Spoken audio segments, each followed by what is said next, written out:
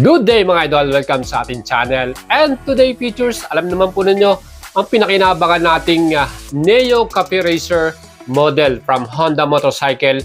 Hopefully ito po ay dali na sa atin ng Honda Motors Philippines or Honda Philippines Incorporated. Sana marinig nitong ating panawagan kasi ang dami po talagang may gusto nitong ating model na to. And you can see in our feature video nito, meron tayong dalawang vlog feature ng ating model na to. And umabot po ng almost 200,000 views para dito sa ating model na to. At nakita natin, napakarami pong comment. Makikita nyo po sa ating video, talagang gustong-gusto nilang makarating tong classic or Neo Cafe Racer bike na to. Bakit po ba gustong-gusto natin itong mga Pilipino? Of course, marami rin pong mga solid users or mga followers ng ganitong klase ng bike. Especially sa mga gentleman rides dyan. Hopefully, next 2024 ay makita-kita po tayo ulit dyan. And of course, sa ating mga idols, na gusto po nitong ating bike na to, let me hear your comments or your suggestions. Pakita po natin sa Honda Philippines na talagang gustong-gusto natin itong makita dito sa Pilipinas, itong model na CB150R or X-Motion. Sa bansang Thailand, ang tawag na dyan is Streetster. And sa ibang lugar, yan po ay CB150R. Especially sa India, Indonesia. So dito po sa Asia, marami na pong merong mga ganyang model sa ibang bansa. At dito po sa Pilipinas, yan po ay hindi pa available. Unfortunately, we're very sad. Kasi nga, gusto ko rin po itong bilhin. Gusto ko po ang mga classic bike. Especially, nakita naman po ninyo ang ating classic scooter. And maybe, my second bike ay maging classic bike naman. At itong ating Neo Cafe Racer from Honda Motorcycle ay atin na pong makita at masilayan dito sa Pilipinas. Again, mga idols, let's engage. Ipakita natin sa Honda Philippines na gusto po nating makita to at gusto po nating i-launch nila to sa Pilipinas, itong model na to. Hopefully, 2024 model ay magkaroon na tayo dito. And mga ito, syempre, napaka-importante po na mag-engage po tayo dito sa ating video. Mag-leave po kayo ng comment. Ano pong magiging dahilan ng Honda Philippines Incorporated para dalhin nila tong model na to sa Pilipinas? Ipakita po natin sa kanila na marami po naghihintay sa model na to mga idols at magiging future followers or riders nito. Sigurado naman po, pagdating naman sa kanyang modern design, grabe, para siyang mini big bike, yung ating CB650R na meron tayo dito sa Pilipinas, pinaliit nyo lang po ang kanyang makina, naging 150cc. Yan na po ang magiging itsura niya. At itong ating 2024 new model, meron tayong bagong color option, yung kanilang color black at white. Makikita naman po nyo pagdating sa kanyang specs and features, especially yung kanyang front suspension, napakaganda. Upside down 41mm Showa brand pa yan. Well, pagdating naman sa kanyang instrument panel, fully digital.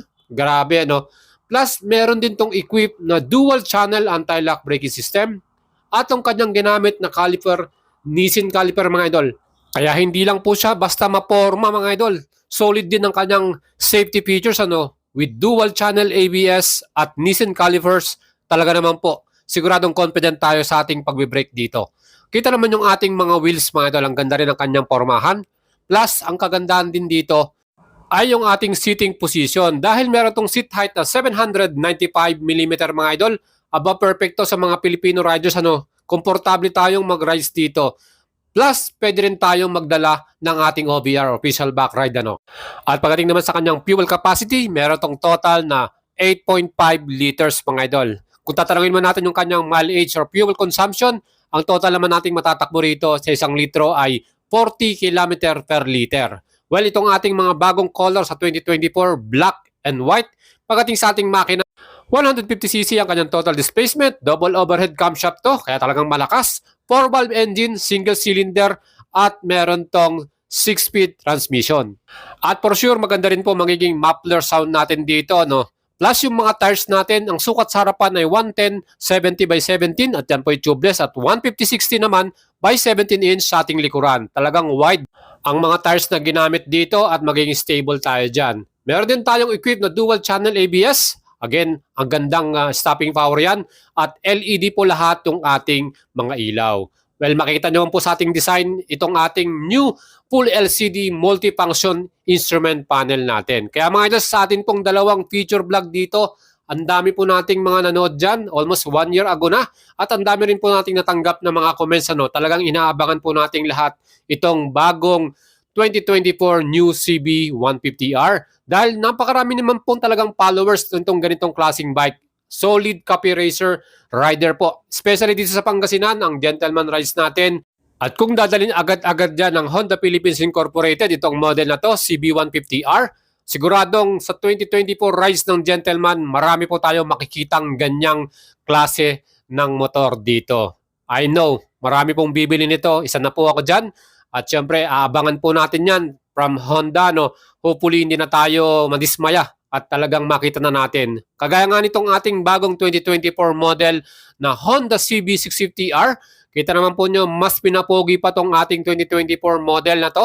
At sigurado rin po na magugulat tayo dahil meron tong bagong e-clutch system. Yan po yung inaabangan din ng mga idols natin pagdating po sa big bike segment nitong ating Neo Copy Racer Honda CB650R 2024.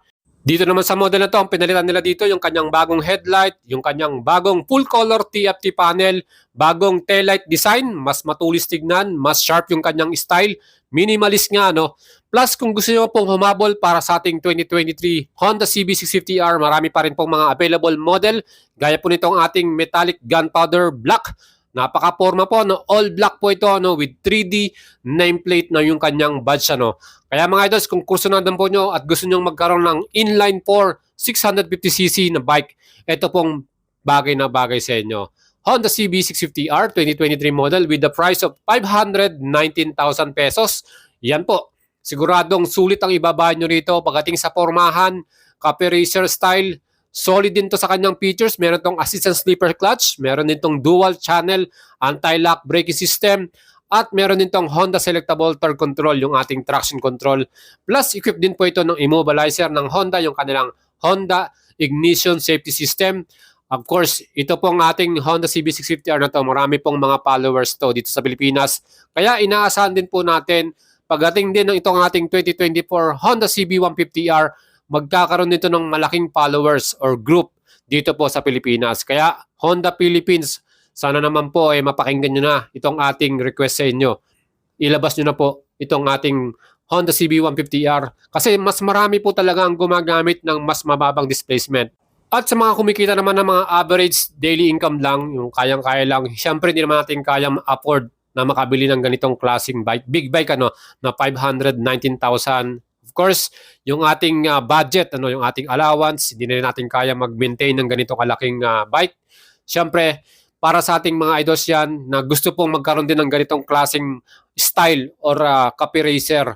At ito pong CB150R sa bansang Thailand ay may SRP na 103,000 Thailand baht.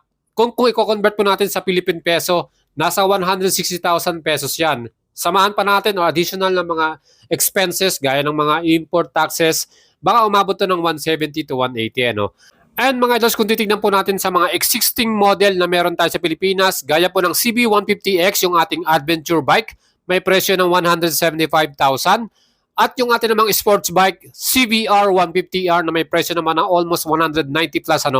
Makikita natin na mas mura po ito kaysa sa CBR kasi hindi naman to fully fared na kagaya ng ating CB150R. Ito po, naked style.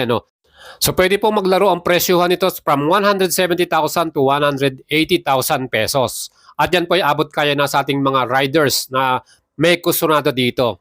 At asahan nyo mga idols, unang-una na po ako sa mag-reserve ng unit na to. Dahil talagang super kursunado ko tong model na to na Honda CB150R. At kung gagawa po ngayon ng Honda Philippines ng kanilang brand survey, titingnan po nila kung marami po talagang magiging followers to. Marami po talagang bibili ba nitong model na to. Again, dito po sa ating video, sa mga idols natin na manonood po ngayon. And sa mga idols natin, inaasahan ko po inyong mga comments sa ating video kung bakit po, anong reason ninyo, bakit gusto nyo itong bilhin itong ating CB150R, bakit po nyo inaabangan to, bakit nyo po nagustuhan yung kanyang style, yung kanyang features, ano po ba yung magiging rason natin, ito po ba yung gagamitin natin pang daily commute natin, pang service, or pang forma ninyo. Kaya mga idols, ito pong ating video na to, sana po ay makita at marinig ng Honda Philippines Incorporated at hopefully masilayan na natin to sa Pilipinas itong bagong 2024 model.